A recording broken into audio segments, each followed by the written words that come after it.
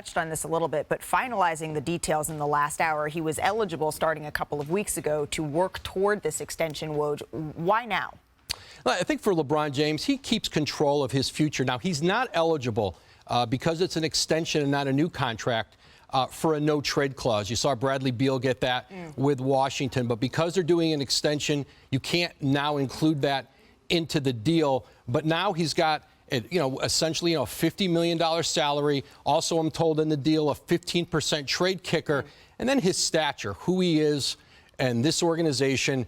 LeBron James is not going to be traded. Right. And so with or without that clause in his contract, he'll be able to control his future. And certainly for now, the chance to try to get, this Laker team healthy again. If Russell Westbrook is going to be here to figure out an onboarding with him that works this season with Darvin Ham.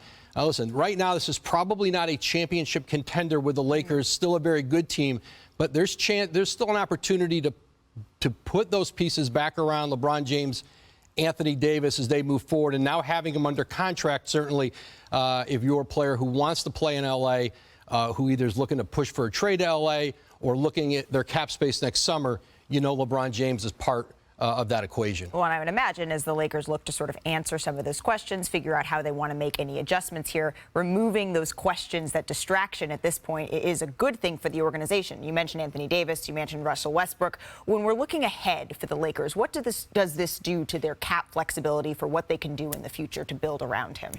Yeah, it doesn't really impact their ability. Again, I think having that player option in 24-25 where both Davis and LeBron James can decline their option. When you decline the option, allow a team to use the cap space, it creates more space for you to go out and add players. So the Lakers, listen, they were not able, at least thus far, able to really improve this roster dramatically. Russell Westbrook is headed into the final year of his deal.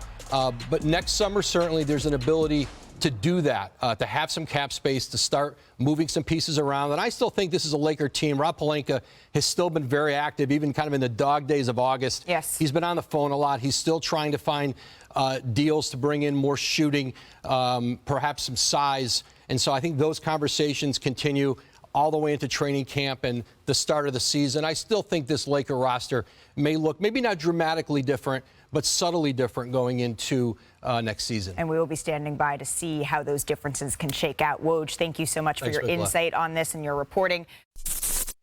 Thanks for watching ESPN on YouTube. For live streaming sports and premium content, subscribe to ESPN+.